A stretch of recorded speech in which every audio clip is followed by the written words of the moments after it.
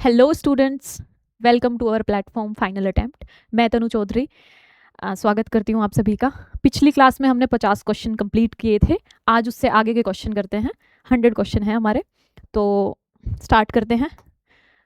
तो पहला क्वेश्चन है जो 51 क्वेश्चन, लेकिन आज का पहला क्वेश्चन है।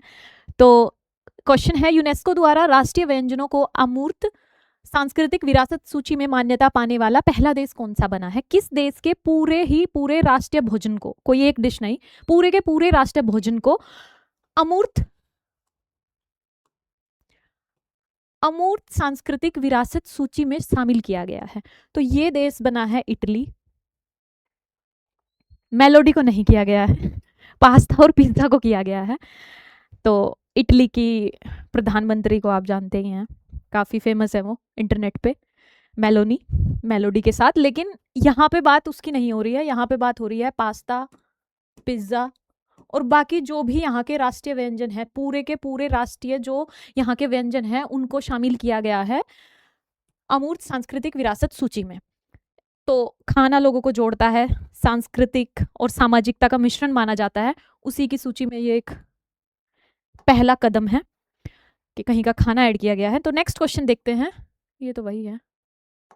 हाँ, तो नेक्स्ट क्वेश्चन देखते हैं, अमेजन वर्षा वनों में पाए जाने वाली मधुमक्खियों को कानूनी मान्यता देने वाला पहला देश कौन सा बना है?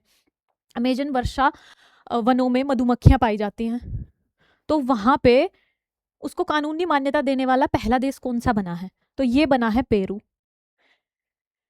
पेरू में स्टिंगलेस, जिसका नाम है, जिसको मेली पोनिनी भी बोलते हैं, इसका साइंटिफिक नेम है ये स्टिंगलेस मधुमक्खी होती है, जो लगभग 80% जो यहाँ की वृक्ष है ना, जैसे कोका, कॉफी और एवोकाडो, इन जो वृक्षों में जो परागण होता है ना, पोलिनेशन जो होता है, 80% से ज्यादा प्लांट्स के पोलिनेशन में, परागण में ये हेल्प करती हैं मधुमक्खियां। और इनको जैसे किसी व्यक्ति को या किसी प्लांट के कोई राइट्स होते हैं, वैसे ही इस मधुमक्खी को राइट्स दिए गए हैं। तो ये अमेजन वर्षा वनों में पाई जाती हैं और ये पहली इंसेक्ट है जिनको ये कानूनी मान्यता मिली है। तो ये पेरू के जंगलों में पाई जाने वाली मधुमक्खी की बात है और इसका नाम मेलीपोनाइन भी इसको बोलते हैं। अब नेक्स्ट क्वेश्चन है, पारंपरिक डाक सेवा को बंद करने वाला पहला देश कौन सा बन गया है? जो पहला ऐसा देश है जिसने जो डाक घर की सेवा है, जो पोस्ट ऑफिस की चीजें होती हैं, आजकल तो यहाँ पे इंडिया में भी हम लोग काफी कम ही यूज करते हैं डिजिटलाइजेशन की वजह से, वहां पे भी ऐसा ही हुआ है। तो कौन सा देश बना है? डेनमार्क वो देश है जिसने अपनी लगभग 400 वर्ष पहले यहाँ स्टार्ट होता है डाक सेवा, और अब बंद कर दी गई है क्योंकि 90% से ज्यादा लोग यूज नहीं कर रहे थे। यूज ना करने का कारण है डिजिटलाइजेशन। लोग फोन पे, मेल्स पे, मैसेजेस पे चीजें हो जाती हैं, तो ये नहीं हो रहा था और इसमें घाटा आ रहा था सरकार को। तो 400 वर्ष पुरानी ये जो एक प्रथा थी उसको बंद कर दिया गया है। नेक्स्ट क्वेश्चन देखते हैं, डेनमार्क में। अब नेक्स्ट है, बालेंद्र शाह किस देश के सबसे कम उम्र के प्रधानमंत्री बने हैं? बालेंद्र शाह, जेनजी प्रोटेस्ट, नेपाल, सबको पता है, सबने देखी हैं वीडियोस। कल का वीडियोस ज्यादा वायरल थे कंपैरेटिवली। तो बालेंद्र शाह, जिनको बालेन शाह भी बोलते हैं, 35 साल के हैं ये, हिप हॉपर और इंजीनियर ये थे।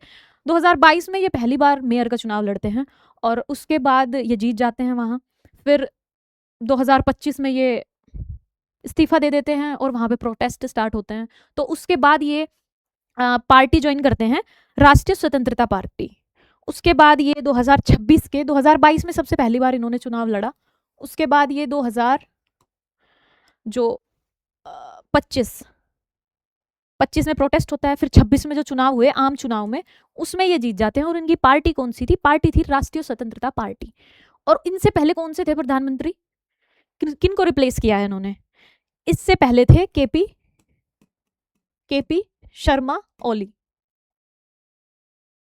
केपी शर्मा ओली पहले प्रधानमंत्री थे, फिर जो एनजी प्रोटेस्ट होते हैं, उसके बाद जो बालेन शाह, जिनको बालेंद्र शाह भी बोलते हैं, ये वहाँ के अभी प्रधानमंत्री हैं। नेक्स्ट हम क्वेश्चन देख लेते हैं, दुनिया के सबसे बड़े चावल उत्पादक देश कौन सा बन गया है? चावल सभी खाते हैं, इंडिया में भी खाते हैं, लेकिन अब कौन बना है? नया बना है कोई सा देश, कौन सा है भाई? ये हम ही हैं, हम ही बन गए हैं। चीन को पीछे छोड़ दिया है हर तरीके से, जनसंख्या हो या चावल हो, क्योंकि अब इतने ज़्यादा बच्चे पैदा हो रहे हैं तो उनको खाने के लिए भी चाहिए, चावल खा रहे हैं वो। तो हाँ, तो कितना उत्पादन? 150 मिलियन टन, लगभग 150 मिलियन टन। पॉइंट में कुछ है ये, भारत का उत्पादन है, ठीक है। और चीन का कितना था? चीन को पीछे छोड़ा है टेक्नोलॉजी में, रोबोटिक्स में तो नहीं छोड़ पा रहे हैं, किसी चीज में नहीं छोड़ पा रहे, पर जनसंख्या और चावल उत्पादन में छोड़ दिया है। हाँ, चाइना में ये लगभग 145 मिलियन टन उत्पादन हो रहा था, हमने ज़्यादा किया है, और 150 मिलियन टन के साथ ही हम टॉप पे हैं। और इसका श्रेय जो एमएसपी, जलवायु और अच्छे बीज जो उत्पादक क्षमता बढ़ाने के लिए काफ़ी जिम्मेदार हैं, तो ये इसका श्रेय सरकार, जलवायु और किसानों को भी जाता है। तो नेक्स्ट देखते हैं, दुनिया का पहला बायो बिटुमेन उत्पादक देश कौन सा बना है? पहला ऐसा देश जिसने बिटुमेन को उत्पादन किया है जिसका, और वो किससे किया है? पहले जो है पेट्रोलियम, जो बिटुमेन है ना, इसका इस्तेमाल बेसिकली सड़क बनाने में होता है, ठीक है। ये जो पेट्रोलियम बिटुमेन है, इसको पहले इसमें यूज होता था क्रूड ऑयल का, ठीक है, कच्चे तेल का इस्तेमाल होता था, लेकिन इसको अब इन्होंने ट्रांसफर कर दिया है किस पे? धान की पराली और जो गन्ने की खोई और चावल की जो भूसी होती है ना, उससे बनाने का एक नया तरीका इजाद किया है भारत ने, जिस ये सड़क बनाने में काम आता है। पहले ये पेट्रोलियम जो कि क्रूड ऑयल से बनता है उससे होता था, लेकिन अब ये पहला, दुनिया का पहला ऐसा ट्रांसफॉर्मेशन है जो काफ़ी इको फ्रेंडली है। इससे जो है सड़कें बनेंगी और ये वातावरण के काफ़ी अनुकूल विकल्प है, एक नया विकल्प है जो भारत ने स्टार्ट किया है। नेक्स्ट देख लेते हैं, दुनिया का सबसे बड़ा ग्रीन अमोनिया प्रोजेक्ट कहाँ पे स्थापित होगा? दुनिया का सबसे बड़ा ग्रीन अमोनिया ये प्रोजेक्ट है, ये कहाँ पे स्टार्ट होगा? तो ये आपका स्टार्ट होगा काकीनाडा, आंध्र प्रदेश में। चंद्रबाबू नायडू ने ये स्टार्ट की है, ये है कहाँ के भाई? आंध्र प्रदेश के चीफ मिनिस्टर हैं, और इन्होंने स्टार्ट की है ये परियोजना। सबसे बड़ा दुनिया का ग्रीन अमोनिया ये प्रोजेक्ट है, ठीक है। इससे क्या होगा?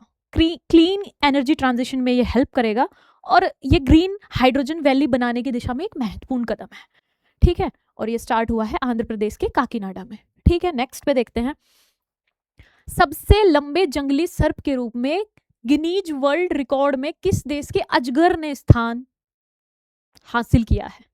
किसने ये स्थान हासिल किया है? थाईलैंड, मलेशिया, इंडोनेशिया या फिलीपींस? इंडोनेशिया इसका सही उत्तर है। इंडोनेशिया के सबसे बड़े जंगली सर्प ने ये जो रिकॉर्ड है, गिनीज वर्ल्ड रिकॉर्ड, ये अपने नाम किया है। तो इस सर्प का नाम क्या है भाई? कहाँ से क्या है ये? क्या ये कितना लंबा है या क्या है? 23 फीट लंबा है, लगभग 23 फीट लंबे इस सांप ने गिनीज वर्ल्ड रिकॉर्ड में अपना स्थान हासिल किया है। और ये एबू बैरन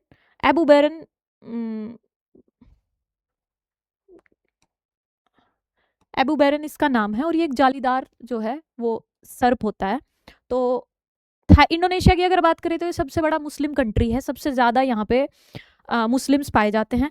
पाम ऑयल का सबसे बड़ा उत्पादक ये देश है, साथ ही यहाँ पे निकल के जो निकिल है, सबसे बड़ा निकिल के भंडार हैं, और सबसे बड़ी छिपकली भी यहीं पे पाई जाती है। इंडोनेशिया की हम बात कर रहे हैं, सबसे बड़ी मुस्लिम कंट्री, निकिल का उत्पादन होता है यहाँ पे, निकिल का उत्पादन होता है। पाम ऑयल की अगर बात करें, पाम ऑयल का सबसे बड़ा उत्पादन है, मुस्लिम आबादी, सबसे बड़ा देश है, ठीक है।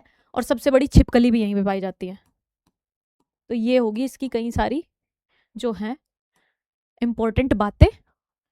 अब नेक्स्ट हम देख लेते हैं, $1 ट्रिलियन मार्केट कैप हासिल करने वाली दुनिया की सबसे पहली रिटेल कंपनी कौन सी बन गई है? ये पहली ऐसी रिटेल कंपनी है जिसने $1 ट्रिलियन मार्केट कैप हासिल किया है। तो ये है वॉलमार्ट, ये एक अमेरिकी कंपनी है, अमेरिका की ये कंपनी है वॉलमार्ट, अमेरिकी कंपनी है, ये एक अमेरिकी कंपनी है जिसने $1 ट्रिलियन मार्केट में कैप हासिल किया है। और इसके सीईओ की अगर बात करें तो जॉन फर्नर, ये इसके सीईओ हैं। ओके, नेक्स्ट क्वेश्चन पे चलते हैं। दुर्लभ बीमारियों के लिए समर्पित पहला नेशनल बायो बैंक किस देश ने लॉन्च किया है? पहला ऐसा बायो बैंक जो किसी ने लॉन्च किया है, किसी कंट्री ने, तो ये है CSIR, जो अपनी CSIR है उसके प्रयासों से ये चीज़ सक्सेसफुल हो पाई है। भारत में पहला ऐसा ये बायो बैंक है जो दुर्लभ बीमारियों के लिए कारगर साबित होगा, और इसका नाम क्या है? Phenome India national bio bank, phenome India national bio bank. कहाँ स्टार्ट हुआ है ये? नई दिल्ली में, ठीक है, नई दिल्ली में CSIR द्वारा ये स्टार्ट किया गया है और ये पहला है वर्ल्ड का, ठीक है। पिछला क्वेश्चन, हाँ, बच्चों के सोशल मीडिया उपयोग पर प्रतिबंध लगाने वाला पहला यूरोपीय देश, पहले हम क्वेश्चन में डिस्कस कर चुके हैं कौन से देश ने बंद किया था, ऑस्ट्रेलिया के बारे में हमने डिस्कस किया था। अब बात है यूरोपियन देशों की, तो यूरोपियन देश भी सोशल मीडिया के जो ज़्यादा उपयोग है ना, ये एडिक्शन जो हो रहा है बच्चों में, उसके काम करते हुए ये पहला यूरोपियन देश बना है स्पेन। स्पेन ने प्रतिबंध लगा दिया गया है क्योंकि सोशल मीडिया पे बुलिंग होती है, साइबर बुलिंग होती है, एडिक्शन इतना ज़्यादा बच्चों में हो गया है कि पढ़ाई और कंसंट्रेशन वीक होती है, तो उसके ये उसको देखते हुए ये कदम है। और इस कई सारी कंट्रीज ने किया है, ऑस्ट्रेलिया, UK, फ्रांस, डेनमार्क, कई सारी देश कर चुके हैं। अपने जो राज्य हैं आंध्र प्रदेश, कर्नाटक, ये सब बैन लगा चुके हैं। 16 से 13 साल के बीच में जो बच्चे हैं उनके सोशल मीडिया यूज पे ये चीज़ है। स्पेन की अगर बात करें तो इसने 16 साल से कम उम्र के बच्चों पे, 16 साल से कम उम्र के बच्चों पे ये बैन लगाया है। काफ़ी अच्छी चीज़ है, इंडिया में बल्कि सभी राज्यों में होना चाहिए। ओके, नेक्स्ट, सबसे गहरे पानी के नीचे विश्व की पहली प्रयोगशाला कौन सा देश बनाएगा? ये लेबोरेटरी है एक जो वाटर के अंदर बनाएगा, ये कौन सा देश बनाएगा? भारत, भारत ये लेबोरेटरी बनाने जा रहा है और ये है विजन 2047 2047 विजन, थोड़ा तिरछा हो गया ये, सीधा करेंगे इसको बाद में तो इसके तहत ये पहली ऐसी प्रयोगशाला है जो पानी के नीचे है। और पानी के नीचे कितना है? हिंद महासागर में ये आपकी स्थापित की जाएगी। मीटर 6000 मीटर की गहराई में ये नीचे स्टार्ट की गई है, हिंद महासागर में ये परियोजना रहेगी। और इसमें क्या है? टाइटेनियम धातु का यूज किया जाएगा, ठीक है, टाइटेनियम, टाइटेनियम का यूज करके ये एक लेबोरेटरी बनाई गई है हिंद महासागर में, हिंद महासागर में, हिंद महासागर में भारत के द्वारा, ठीक है। नेक्स्ट क्वेश्चन पे चलते हैं। फिलिस्तीन को औपचारिक मान्यता देने वाला पहला G7 देश कौन सा बना है? ये बना है आपका फ्रांस। यहाँ के राष्ट्रपति इमैनुअल मैक्रोन ने ये घोषणा करी। G7 सम्मेलन अभी चल रहा है, फ्रांस में ही चल रहा है शायद, प्रधानमंत्री मोदी जी गए थे यहाँ पे। इसमें 7 देश हैं जो इसके सदस्य हैं और ये उनके लिए इनको अतिथि के रूप में बुलाया गया था नरेंद्र मोदी जी को, सदस्य नहीं है भारत उसका। और फ्रांस पहला देश है जिसने फिलिस्तीन को औपचारिक मान्यता दी है, ठीक है। नेक्स्ट देखते हैं, आधिकारिक रूप से दुनिया का पहला कैशलेस देश कौन सा बन गया है? कैश यूज नहीं करेंगे ये, और ये कैशलेस देश हो गया है। तो ये है पहला स्वीडन। स्वीडन वो देश है जिसने, यूरोप का पहला देश था जिसने 1661, यूरोप का पहला देश था जिसने 1661 में कागजी नोट की स्टार्टिंग की थी भाई, कागजी नोट की स्टार्टिंग करी थी, पहला देश था ये यूरोप का, स्वीडन। और इसी ने बंद कर दिया है, बिल्कुल कैशलेस हो गए हैं। कोई 99 से ज़्यादा 99% से ज्यादा जो लेन देन है, 99% से ज्यादा ऑनलाइन ऑनलाइन पेमेंट हो रहा है। तो फिर इन्होंने कैश बंद कर दिया, करेंसी का यूज ही नहीं हो रहा है, तो करेंसी इन्होंने पूरी तरीके से बंद कर दी है। ओके, नेक्स्ट नेक्स्ट देखते हैं हम, अंतरिक्ष में जाने वाली पहली व्हील चेयर यूजर एस्ट्रोनॉट कौन बनेगी, कौन बनेगी? तो ये है आपकी माइकेला बेंटहॉस। ये पहली ऐसी महिला है जो व्हील चेयर पे आपकी यूजर है, जो एस्ट्रोनॉट है। इनका एक्चुअली 2017 या 19 में एक्सीडेंट हो गया था, उसके बाद से ये व्हील चेयर पे हैं। तो ये पहली ऐसी जर्मनी की है, ये यूरोप अंतरिक्ष एजेंसी, यूरोप अंतरिक्ष एजेंसी में ये काम करती हैं। और इनका एक एक्सीडेंट हो जाता है जिसके बाद ये व्हील चेयर पे हैं, और ये पहली ऐसी एस्ट्रोनॉट है जो व्हील चेयर पे होने के बावजूद अपना काम कर रही हैं। इनकी रीढ़ की हड्डी में चोट आ गई थी और उसके बाद से ये व्हील चेयर पे हैं। शायद इनका नाम में मिस्टेक है, बेथॉन्स है शायद, ये आप चेक कर लेंगे एक बार, माइकेला बेथॉन्स शायद इनका नाम है। ओके, तो नेक्स्ट चलते हैं अगले क्वेश्चन पे।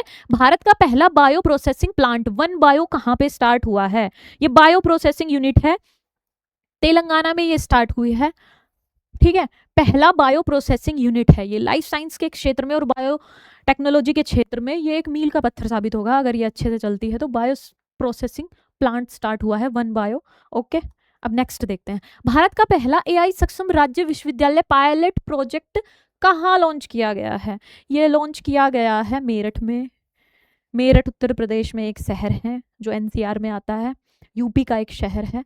इसमें एक यूनिवर्सिटी है, सीसीएस यूनिवर्सिटी, काफ़ी फेमस यूनिवर्सिटी है ये और काफ़ी पुरानी यूनिवर्सिटी है, जो भारत के प्रधानमंत्री चौधरी चरण सिंह के नाम पे इसका नाम है, चौधरी चरण सिंह यूनिवर्सिटी मेरठ। ठीक है, चलो, तो यहाँ पे क्या हुआ है, पहला एआई सक्षम राज्य विश्वविद्यालय पायलट प्रोजेक्ट स्टार्ट हुआ है। ठीक है, ओके, नेक्स्ट, दुनिया का पहला प्राइवेट स्पेस स्टेशन कौन सा होगा? दुनिया का पहला प्राइवेट, तो ये आपका है 2027 में ये लॉन्च होगा, हेवन वन, अमेरिका ने इसको स्टार्ट किया है, पहला प्राइवेट स्पेस स्टेशन है ये। ठीक है, 2027 में ये आपका लॉन्च होगा और ये अमेरिका की कंपनी, अमेरिकन एक कंपनी है, वास्ट स्पेस, अमेरिकन कंपनी है एक, अमेरिकन कंपनी ने स्टार्ट किया है। ठीक है स्टूडेंट्स, ओके, ये कंपनी का नाम है और प्रोजेक्ट का सॉरी प्राइवेट स्पेस स्टेशन का नाम है हेवन वन। ओके, और इसके बारे में और क्या है, एक एरोस्पेस बेस्ड ये स्टार्टअप है जो पहला ही है दुनिया का कि प्राइवेट स्पेस स्टेशन बना रहे हैं। ओके, अब आगे देखते हैं, भारत के सबसे कम उम्र के एनालॉग एस्ट्रोनॉट आदित्य पांड्या किस राज्य से हैं? पांड्या, कुछ तो थोड़ा सरनेम भी बता देते हैं स्टेट का। हार्दिक पांड्या कहाँ से हैं? कुणाल पांड्या, हाँ गुजरात, ये गुजरात से ही हैं। ये पहले एनालॉग एस्ट्रोनॉट हैं आदित्य पांड्या। ठीक है, अब चलते हैं, ये गुजरात के कच्छ क्षेत्र के धोलीवीरा में इनका जो है 8 दिवसीय चंद्र सिमुलेशन मिशन जो है वो इनका सफलतापूर्वक हुआ है, गुजरात के धोलीवीरा में। कहाँ पे हुआ है ये भाई? गुजरात के कच्छ, कच्छ का रण देखा है आपने, वहीं पे धोलीवीरा, हिस्ट्री में पढ़ रहे होंगे आप, धोलीवीरा के क्षेत्र में इन्होंने एक प्रोग्राम इनका हुआ था, मिशन था एक 8 दिन का चंद्र सिमुलेशन मिशन। ठीक है, 8 दिन का। ओके, नेक्स्ट, किस देश की सेना ने पहली बार न्यूक्लियर माइक्रो रिएक्टर का सफलपूर्वक परीक्षण किया है? सफलतापूर्वक परीक्षण किया है। इन्होंने क्या किया कि न्यूक्लियर जो माइक्रो रिएक्टर है ना, माइक्रो रिएक्टर, उसको एक जगह से उठा के दूसरी जगह ले जाने की इन्होंने प्रैक्टिस करी है कि भाई इन केस तुम्हें किसी जगह से दूसरी जगह लेके जाना पड़े तो ये कौन कर सकते हैं? कोई कौन करेगा? ये तो ट्रम्प के ही दिमाग में अजीबोगरीब चीज़ें आती हैं। तो ये अमेरिकन जो सेना है, अमेरिकन आर्मी है, उसने ये टेस्ट किया है। इसका नाम था प्रोजेक्ट पेले। क्या था? प्रोजेक्ट पेले, प्रोजेक्ट पेले ये नाम दिया गया और ये हुआ है जो अमेरिकन आर्मी है उसने कैलिफोर्निया से उड़ा के, स्क्रीनशॉट ले सकते हैं बीच में आप, पीडीएफ हमारे टेलीग्राम चैनल पे आपको मिलेगी ही, बट इन केस आपको ये एक्स्ट्रा चीज़ें हैं तो आप स्क्रीनशॉट ले सकते हैं। तो जो अमेरिकन आर्मी है उसने इसका नाम प्रोजेक्ट पहले रखा, और एक कार्गो प्लेन है C-17, कार्गो प्लेन C-17, इसमें ये इन्होंने उठाया कैलिफोर्निया से, और एक आर्मी का बेस है इनका, एयरफोर्स बेस यूटा में, वहाँ पे इन्होंने इसको वहाँ तक ये लेके गए चेक करने के लिए कि इन केस फ्यूचर में ज़रूरत पड़े कहीं से उठा के कहीं ले जाने में, तो वो काम कर रहा है या नहीं कर रहा है, कर रहा है वो काम। एंट्री ड्रोन सिस्टम तैनात करने वाला भारत का पहला बंदरगाह कौन सा बना है? एंट्री ड्रोन सिस्टम ये लगा दिया गया है इस पे, और ये बंदरगाह है, बंदरगाह का नाम है वीओ चिदम्बरनार पोर्ट। इसका पहले नाम था तूतीकोरिन पोर्ट, तूतीकोरिन, ठीक है। ये कहाँ पे है? तमिलनाडु में ये है, ठीक है। और ये आपका दक्षिण, जो आपका पूर्वी है ना, दक्षिण पूर्वी तट है जो इधर, यहाँ पे ये है, इस तट पे, ये दक्षिण पूर्वी तट होता है आपका, ओके। तो ये पहला एंटी ड्रोन सिस्टम तैनात करने वाला, ये पहला ऐसा बंदरगाह है इंडिया का, ओके। नेक्स्ट, तो निजी क्षेत्र का पहला बड़ा उपग्रह निर्माण प्लांट कहाँ स्टार्ट हुआ है? ये गुजरात में स्टार्ट हुआ है, गुजरात के साणंद में, साणंद करके एक जगह है, वहां पे ये निजी क्षेत्र का पहला उपग्रह निर्माण प्लांट स्टार्ट हुआ है। ये प्राइवेटाइजेशन के क्षेत्र में ये काफी नया और पहला कदम है। तो अब नेक्स्ट क्वेश्चन देखते हैं हम अपना, भारत के पहले बिजली से चलने वाले रॉकेट का नाम क्या है? पहला बिजली से चलने वाला, ये तो जो रेगुलर जो फ्यूल था ना उसकी जगह उसको हटा के इलेक्ट्रिसिटी रॉकेट, ये चेन्नई की एक कंपनी ने, एरोस्पेस कंपनी ने स्टार्ट किया है, और इसका नाम है वायुपुत्र भाई, ठीक है। इससे जो आपका रेगुलर जो फ्यूल था ना, बिना किसी ईंधन के, केवल बिजली से चलेगा ये, बिना ईंधन के, no fuel, okay, only electricity, खाली इलेक्ट्रिसिटी यूज होगी। तो ये नया इनिशिएटिव है चेन्नई की स्पेस टेक कंपनी है किड्स इंडिया, किड्स इंडिया। कई बार क्वेश्चन ये नहीं पूछेगा कि ये कहाँ पे हुआ है, वायुपुत्र बताओ, किस कंपनी ने स्टार्ट किया है? किड्स इंडिया है, चेन्नई बेस्ड एक कंपनी है, ठीक है। तो ये भी आपको पता होना चाहिए। नेक्स्ट, नेक्स्ट देखते हैं, भारत का पहला सेमीकंडक्टर, भारत का पहला सेमीकंडक्टर नवाचार संग्रहालय कहाँ स्थापित किया गया है? ये है सेमीकंडक्टर नवाचार संग्रहालय, ये कहाँ पे है? ये आपका है हैदराबाद में, ठीक है। अब नेक्स्ट देख लेते हैं, ये एक म्यूजियम है जो हैदराबाद में स्टार्ट हुआ है सेमीकंडक्टर का, ये याद रखना है आपको। अब नेक्स्ट देखते हैं, भारत का पहला एक्वा, ये एल का नहीं है, एक्वा है शायद, एक्वा टेक पार्क है ये पहला, और ये असम के गुवाहाटी में, सोनापुर में, ठीक है, असम के गुवाहाटी में, गुवाहाटी के सोनापुर, शायद सोनपुर में ये स्टार्ट हुआ है, ठीक है, सोनापुर में। और इसका बेसिकली क्या है? मछली उत्पादन को बढ़ावा देना है सोनापुर में। इतना तो डिटेल में शायद ना पूछे कि सोनापुर में है या कहाँ, बट क्या है ये, इसका उद्देश्य क्या है, आपको पता होना चाहिए। बेसिकली लोकेशन किसने स्टार्ट किया है, सरकारी है तो सरकार का, आपको सीएम वगैरह तो पता ही है सबको, सरकार ने स्टार्ट किया है तो किस मंत्रालय ने स्टार्ट किया है, और अगर प्राइवेट कोई प्रोजेक्ट है तो उसकी किस कंपनी ने स्टार्ट किया, सीओ वगैरह, इतना आपको पता होना चाहिए। अगर यहाँ भी आप देख रहे हो ना और अगर आपको कुछ नहीं पता तो आप सर्च करो, सबसे पहला सबसे इंपॉर्टेंट यही होता है कुछ भी आप पढ़ते हैं। तो ये हो गया सोनापुर, और ये मछली उत्पादन में क्या होगा, इसको बढ़ावा मिलेगा, ओके। नेक्स्ट, भारत का पहला क्वांटम कंप्यूटिंग गांव किससे घोषित किया गया है? ये पहला ऐसा गांव है जो क्वांटम कंप्यूटिंग में आपका काम करेगा। ये 50 एकड़ की भूमि में बना, पहली बार ऐसा है कि भाई अमरावती जो गांव है ये भारत का पहला गांव है, 50 एकड़ पर बना ये गांव है, जिसमें क्या होगा, इसमें क्वांटम वैली बनाने को सोच रहे हैं ये अमरावती को। और ये क्या, टीसीएस और आईबीएम एंड टीसीएस, ये मिलके काम कर रहे हैं और इसको क्या बनाना चाह रहे हैं, ये क्वांटम वैली। अमरावती, अमरावती नहीं रहेगा, अमरावती क्या हो जाएगा, क्वांटम वैली। तो ये टीसीएस का और आईबीएम का एक इकट्ठा एक प्रोग्राम है। नेक्स्ट नेक्स्ट हम देखते हैं प्रथम drone city and space city की नींव किस राज्य ने रखी है, किस राज्य ने पहली ड्रोन सिटी और स्पेस सिटी की नींव रखी है, तो ये रखी है आंध्र प्रदेश में, स्पेस सिटी श्रीहरिकोटा के पास, श्रीहरिकोटा, क्या है श्रीहरिकोटा में भाई, स्पेस, स्पेस से रिलेटेड न्यूज़ वगैरह तो देखते हैं आप, तो पता ही होगा आपको श्रीहरिकोटा के पास क्या है, इन्होंने स्पेस सिटी बनाने की नींव रखी है।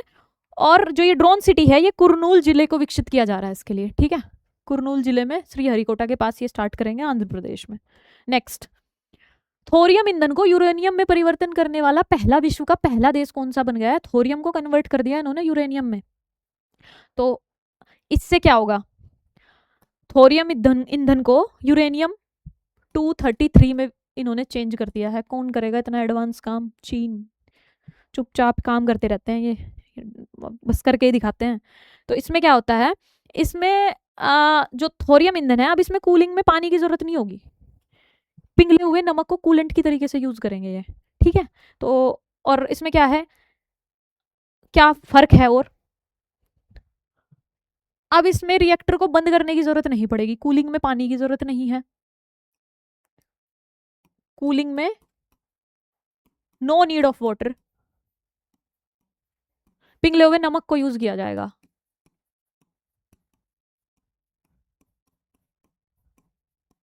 और इसको बंद करने की जरूरत नहीं होगी, ईंधन डालने के लिए जो रिएक्टर को बंद करना पड़ता था ना उसकी जरूरत नहीं है। तो ये सब किया है, बंद करने की जरूरत नहीं है।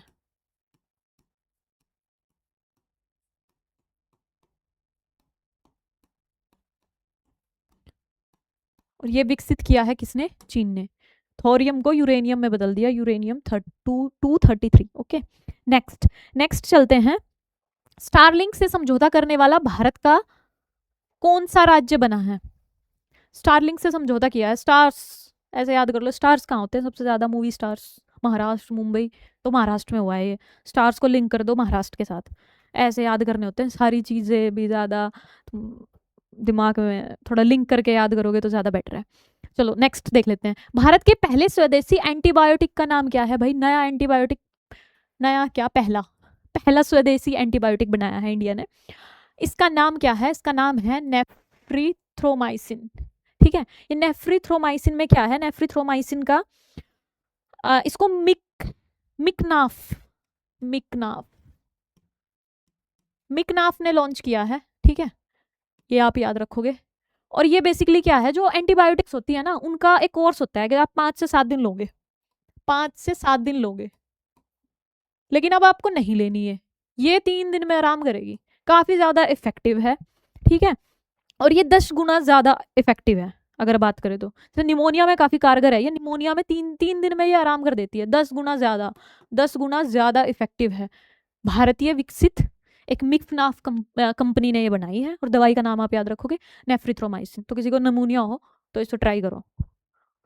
ओके, नेक्स्ट, अभी नेक्स्ट देख लेते हैं, नेक्स्ट है आपका, किस राज्य में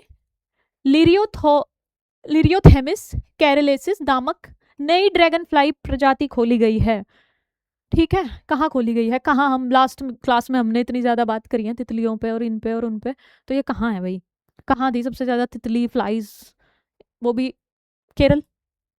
तो केरल की ये बात है, केरल में ये पाई गई है, और केरल में क्या है, केरल में पाल तितली अभ्यारण्य भी है, ठीक है, जिसका नाम पहले क्या था, पाल तितली अभ्यारण्य, इंडिया का पहला तितली अभ्यारण्य है ये, जिसका पहले नाम था अरलम वन्य अभ्यारण्य, शायद वन्य जीव अभ्यारण्य कुछ ऐसा ही था, ठीक है। तो ये है पहला तितली अभ्यारण्य, जिसमें कितनी 266 प्रजातियां हैं, इसमें 80% टोटल जितनी तितली है ना केरल की वो इसी में है। तो केरल की बात हो रही है और केरल की ही यहाँ पे बात है ड्रैगन फ्लाई। ड्रैगन फ्लाई ये जो है लीरियोथेमिस केरलेसिस, नाम में ही आ गया ना केरल, केरलेसिस। थोड़ा देखो उसे वर्ड को ना, बायो के वर्ड्स में ना उनके उन्हीं में मतलब छिपा होता है। आपने यहाँ देखा, अच्छा भाई ये कहाँ ड्रैगन फ्लाई कहाँ मिली है, केरल में मिली है, केरलेसिस है ना, ठीक है। चलो नेक्स्ट, किस देश की नदी को विश्व की सबसे पुरानी बहने वाली नदी के रूप में मान्यता मिली है? सबसे पुरानी नदी है ये, और ये किस देश की है जिसको मान्यता मिली है? ये है भाई फीके नदी, फीके, फिक्की है ये काफी, बह बह के ये वो होगी ऐसे याद कर लो। कहाँ की है ये ऑस्ट्रेलिया की है, ठीक है। सबसे पुरानी नदी है ये, और इसको जो वहाँ के जनजाति है ना, जो वहाँ के लोग हैं, इसको क्या बोलते हैं? लारा पिंटे, ब्रेन लारा से याद कर लो इसको, जैसे भी आपको याद करना है, लेकिन आपको पता होना चाहिए वहां पे क्या बोलते हैं। अब क्वेश्चन आ गया कि भाई कौन सी सबसे पुराने बहने वाली नदी है? ऑप्शन में फीके नदी है ही नहीं, ऑप्शन में लिख रहा है लारा पिंटे, कंफ्यूज हो गए क्या है? तो ये वहां की जो जनजाति है ना ऑस्ट्रेलिया की, वो इसको लारा पिंटे बोलती है। ओके, अगले क्वेश्चन पे चलते हैं। अगला क्वेश्चन है, भारत की पहली चीता सफारी कहाँ स्टार्ट हुई है? चीता पहली बार किसी देश से आए, उसके काफी ज्यादा चर्चाओं में रहा ये, और पहली बार किसी दूसरे देश से, दक्षिण अफ्रीका से लाए गए। दक्षिण अफ्रीका से कई सारे चीते शायद 2022 में लेके आए थे, शायद 2022, हाँ 2022 में लेके आए थे, और 2026 में फिर बोत्सवाना से लेके आए हैं। 2026 में बोत्सवाना, बोत्सवाना से चीते लेके आए गए, और ये कूनो राष्ट्रीय पार्क में लेके आए गए हैं, और यहीं पे स्टार्ट हुआ है चीता सफारी। कहाँ पे? ये कूनो नदी के किनारे आपका है कूनो राष्ट्रीय पार्क, ठीक है। तो ये इंपॉर्टेंट हो जाता है कि कहाँ से आए थे, दक्षिण अफ्रीका से आए थे और बोत्सवाना से आए थे 2026 में, ठीक है, आपको पता होना चाहिए, और यहीं पे टाइगर सफारी स्टार्ट हुई है।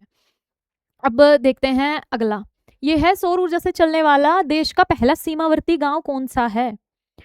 ये भाई आपका है मसाली, ठीक है। ये मसाली गांव है गुजरात का, जो पूरे तरीके से सौर ऊर्जा पे आपका संचालित है। अगर ऊर्जा की बात करें और यहाँ की चीजें जो हैं पूर्ण रूप से ये आपका सौर ऊर्जा पे डिपेंड है। ये मोढेरा गांव है, मोढेरा, मोढेरा गांव। सूर्य मंदिर है यहाँ पे, कोणार्क वाला सूर्य मंदिर नहीं है, दूसरा है ये। तो अब नेक्स्ट देख लेते हैं। नेक्स्ट क्वेश्चन है, भारत का प्रथम पूर्णतः सौर ऊर्जा संचालित चिड़ियाघर कौन सा बनेगा? तो ये कौन सा चिड़ियाघर है जो आपका पूर्ण तरीके से ऊर्जा से संचालित है? शायद ये आपका Bannerghatta biological park, Bannerghatta biological park जो आपका है, ये भारत का पूर्णतः सोलर ऊर्जा संचालित चिड़ियाघर है। ओके, शायद यही है, हाँ। नेक्स्ट, दुनिया का पहला लाइव अंडर वाटर इंटरव्यू किस द्वीपीय देश ने आयोजित किया है? पहला इंटरव्यू जो पानी के नीचे आपका हुआ है, ये किस देश ने आपका आयोजित किया है? ये आप कमेंट सेक्शन में कमेंट करेंगे। ये आपका होमवर्क है। नेक्स्ट, टाइम मैगजीन की 2025 जलवायु नेताओं की सूची में शामिल भारतीय कौन से हैं? टाइम्स मैगजीन, रेमन मैग्सेसे से अवार्ड इनको मिला है, ठीक है। ये भारतीय हैं, ठीक है, जिनको इनमें से कौन है भाई? सोनम वांगचुक। अभी आपने, अगर आप न्यूज़ फॉलो कर रहे हैं, जो आपको करनी चाहिए, कॉकरोच जो जेनजी प्रोटेस्ट कॉकरोच जनता पार्टी के समर्थन में ये आए थे, मतलब नीट, नीट में जो प्रॉब्लम्स चल रही थी उसको बेसिकली उसके लिए ये प्रोटेस्ट था दिल्ली में, और वहाँ पे ये आते हैं सोनम वांगचुक। सोनम वांगचुक जो जिन पे एनएसए लगा दिया गया था, जो जेल में थे काफ़ी टाइम तक, ये लद्दाख के हैं बेसिकली। ये लद्दाख के एक्टिविस्ट, टीचर, इंजीनियर, साइंटिस्ट हैं, जिनको रेमन मैग्सेसे अवार्ड मिला है। और रेमन मैग्सेसे अवार्ड इनको कब मिला था? 2018 में, ठीक है, 2018 में इनको रेमन मैग्सेसे अवार्ड मिला था।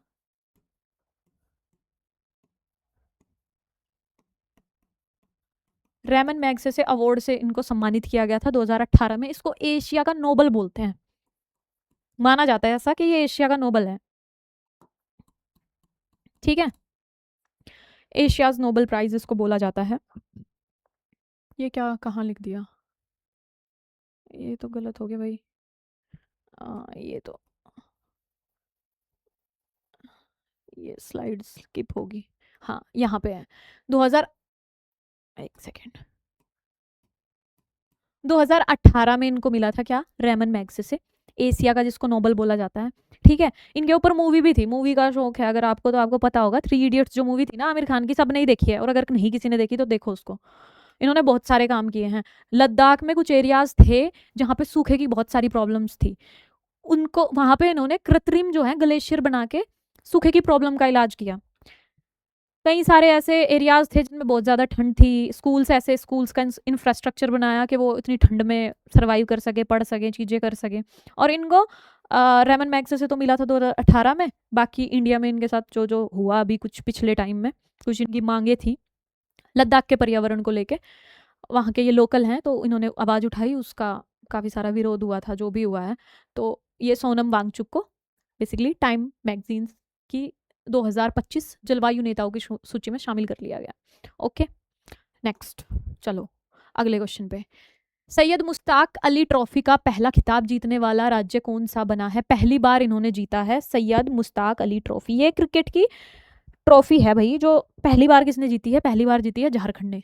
इंपॉर्टेंट इसलिए हो जाती है कि पहली बार जीत रहा है कोई, और किसको हराया है, हराने वाला भी पता होना चाहिए ना, हरियाणा, हरियाणा को हरा के ये झारखंड ने जीता है, ठीक है। क्रिकेट की एक प्रतियोगिता होती है जिसका स्टार्टिंग कब हुई थी, 2006 या 7 से स्टार्ट हुई थी ये, 2006 या 7 में स्टार्ट होती है, क्रिकेट की ये प्रतियोगिता है, ठीक है। और कप्तान भी इंपॉर्टेंट हो जाते हैं, तो कप्तान कौन थे झारखंड के, ईशान किशन, ईशान किशन, ईशान किशन ये कप्तान थे झारखंड के, और झारखंड ने पहली बार जीती है ये, तो इसलिए इंपॉर्टेंट हो जाती है, ठीक है।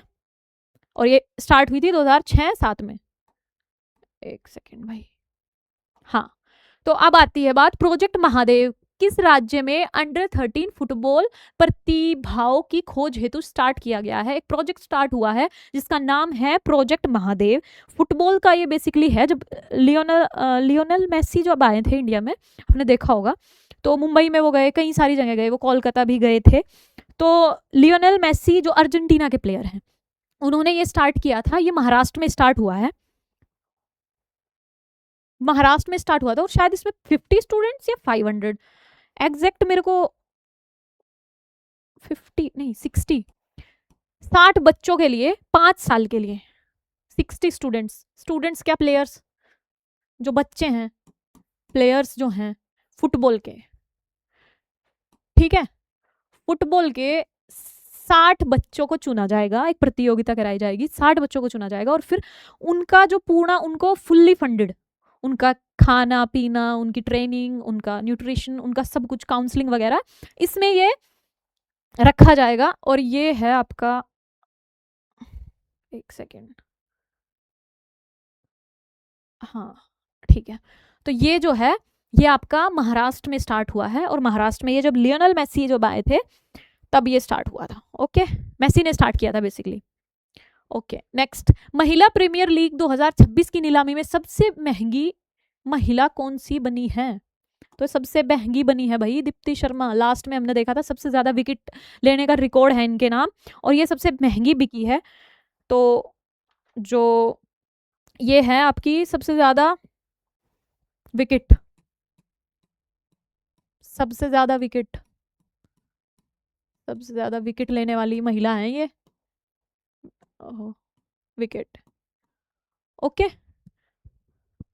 और ये जो है, तो अब आईपीएल की बात है, तो महिला आईपीएल में जीता कौन है, आरसीबी, मेल में भी वही जीती है, और हराया किसको है, आरसीबी जीती है, आरसीबी जीती है, और इन्होंने दिल्ली कैपिटल्स को हराया है, ठीक है। आरसीबी की कैप्टन कौन है, स्मृति मंधाना, और इंडियन टीम की हरमनप्रीत कौर, जिनको पंजाब बैंक का ब्रांड एम्बेसडर बनाया गया है, लास्ट वीडियो में हमने ये पढ़ा था, ठीक है। स्मृति मंधाना आरसीबी की हैं और इंडियन क्रिकेट टीम की है हरमनप्रीत कौर। अब है अगला क्वेश्चन, भारत ने किस देश को हराकर अपना पहला स्क्वैश विश्व कप जीता है? किस देश को हराया है और पहला अपना स्क्वैश जो गेम होता है उसमें विश्व कप जीता है? तो ये हराया है भारत ने हांगकांग को, और ये पहली बार हुआ है ऐसा, ठीक है। अब नेक्स्ट पे चलते हैं। नेक्स्ट है हमारा, आईपीएल के इतिहास में सबसे महंगे विदेशी खिलाड़ी कौन बने हैं? ये बने हैं ग्रीन कलर के, जो नाम में जिनका ग्रीन है वो हैं, और ये सबसे पहले हैं। कितना कितना इनका प्राइस है भाई? फिर 25 करोड़ में ये बिके हैं। केकेआर ने इनको खरीदा था, ठीक है।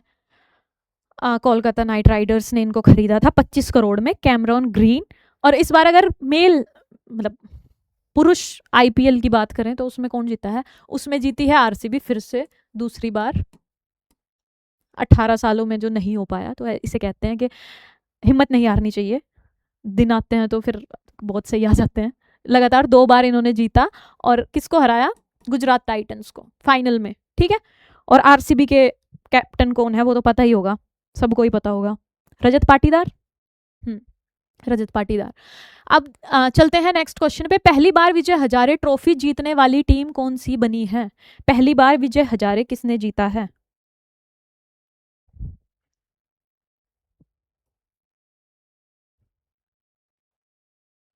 ये आप कमेंट सेक्शन में कमेंट करेंगे। नेक्स्ट,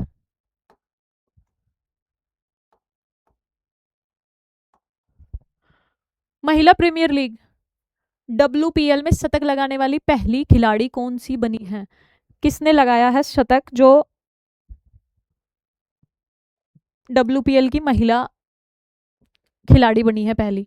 नेट साइवर ब्रंट ने पहली बार शतक लगा के वो ऐसी खिलाड़ी बनी है जिन्होंने महिला प्रीमियर लीग में शतक लगाया है। ये नाम आप याद कर लोगे। मेल आईपीएल का आपको सब कुछ पता होगा, लेकिन इसका नहीं पता है।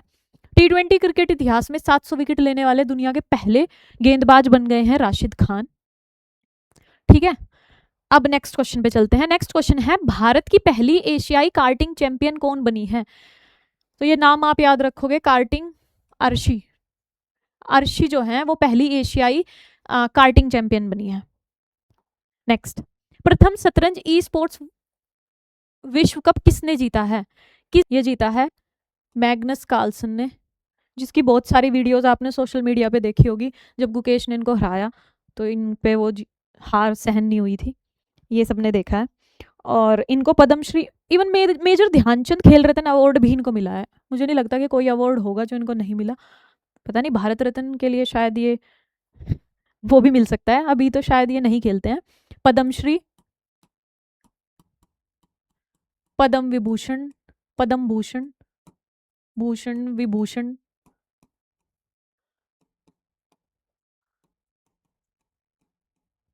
और खेल रत्न, सब कुछ इनको मिला हुआ है, ठीक है। अभी कल हमने बात करी कि सबसे छोटे जो फीडरेटेड, अनीश सरकार को पछाड़ के एक नए 3 साल और 8 महीने के नए चेस प्लेयर भारत में उभर रहे हैं।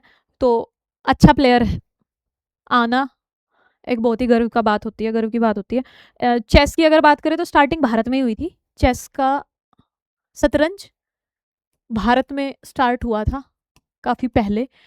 अब नेक्स्ट क्वेश्चन पे देख लेते हैं हम क्या है। तो ये है, T20 विश्व कप में अर्धशतक बनाने वाले पहले भारतीय विकेटकीपर कौन बने हैं? तो कौन बने हैं विकेटकीपर? ईशान किशन। ईशान किशन, हाँ भाई, ईशान किशन जो झारखंड के कप्तान थे। इनको भाई T20 में अर्धशतक बनाने वाले पहले भारतीय विकेट कीपर बने हैं। ये विकेट कीपर है, विकेट के पीछे आप इनको देखते हो, और ये पहले ऐसे विकेट कीपर बने जिन्होंने 50 रन आपने बना दिए, अर्धशतक यानी 50 रन, ठीक है। नेक्स्ट क्वेश्चन है, ये दोबारा रिपीट हो गया। भारत का पहला तितली अभ्यारण्य कहाँ स्थापित किया गया है? तो ये है अरलम तितली अभ्यारण्य। इसका नाम शायद पाल तितली अभ्यारण्य भी है, चेंज हो गया है। अलरम था पहले, ये मैंने बताया ना आपको, पाल हो गया है, ओके। और यहाँ पे नई अभी एक प्रजाति का भी पता चला है, केरलेसिस करके जो थी, उससे आपको पता चल जाएगा कि केरल नाम आया है ना, तो हाँ ठीक है, क्योंकि यहाँ काफ़ी सारी तितलियाँ और ड्रैगन फ्लाइज हैं। वो कोई ड्रैगन फ्लाई है शायद।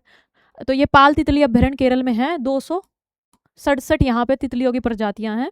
तो ये भारत का पहला तितली अभ्यारण्य है, ठीक है, जो केरल में है।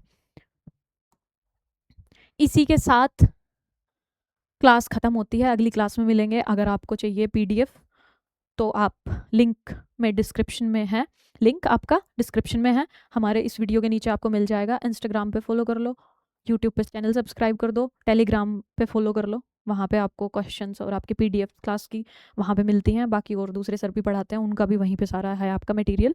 तो धन्यवाद क्लास अटेंड पूरी करने के लिए। जो क्वेश्चंस मैंने नहीं बताए हैं उसके आपके आंसर आप कमेंट कर दोगे, ठीक है। मिलते हैं अगली क्लास में, टेक केयर, बाय बाय।